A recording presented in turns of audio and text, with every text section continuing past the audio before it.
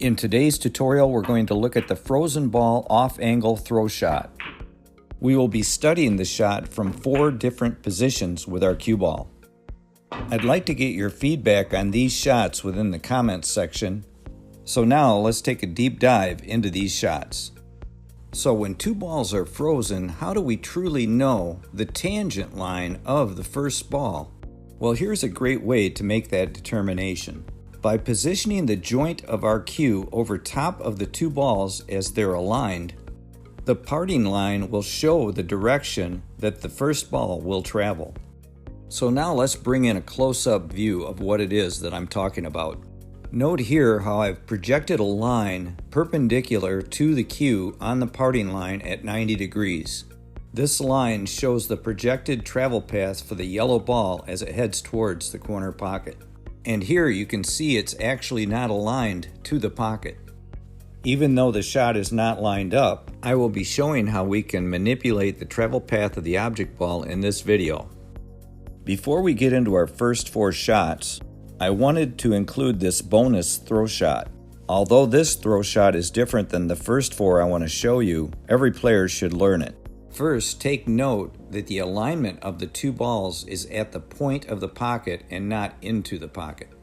Let's first take a look at this nearly straight-on shot into the yellow. And here you see the red doesn't go in. So here is the secret for making this shot. If we cut the yellow on the left side, the red ball will be thrown to our right. When shooting nearly straight on, the shot should be hit with a half ball hit or center to edge hit. As the yellow is being cut to our right, friction is created on the red ball, thus throwing it to the right. And here's the same shot alignment where the same physics applies. When the cue ball hits the ghost ball on the alignment to the pocket, we miss the shot. But when we hit the yellow straight on, we cut across the red, which then pushes the red to the right, thus throwing the red into the pocket. And here's another example of another angle coming in from the other side. As the yellow is driven in the direction of the yellow arrow, we create friction on the red, thus throwing it away from the pocket. So in order to throw the red ball into the pocket, we need to cut the yellow to our right. This in turn throws the red into the pocket.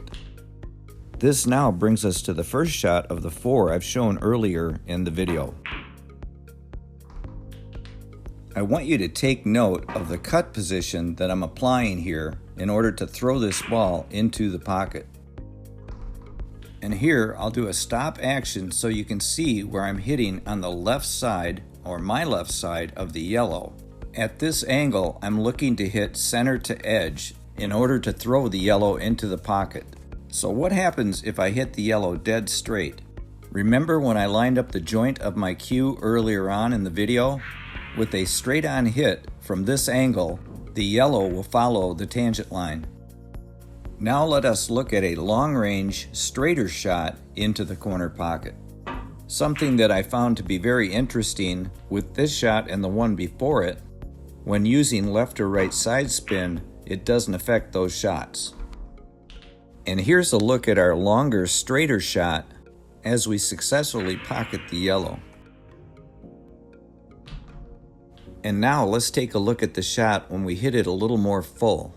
With a fuller hit, the yellow follows the tangent line short of the pocket. And when we hit it more full, the yellow throws even more away from the corner pocket. And like the shot we just watched, shots 3 and 4 can be made with both inside and outside English. This 3-rail position was made with outside right spin. And now let's look at a properly cut 3-rail inside left spin for position shot. So let's look at shot 4, which is our extreme back cut. I found this shot to work best at a quarter ball hit. So what happens if we cut the shot too thin? As you can see, the yellow follows the tangent line short of the pocket. And when making nearly a full ball hit, we hardly get any movement at all on our yellow. The frozen ball throw shot, we gotta have it in our arsenal. It's a powerful shot to understand and recognize when it comes up. So to quick summarize what I found with shots 1 through 4, the last ones I showed you, it was the cut angle that was most important. And one more thing, a quick quiz for you guys. Did you notice that that aim point never changed for all 4 shots? Very interesting. Now, one of the things that I did not include intentionally was drawing the cue ball or following the cue ball. I'm going to leave that up to another video, and I'm going to use the Pro Tracker to prove some things out, so stay tuned for that.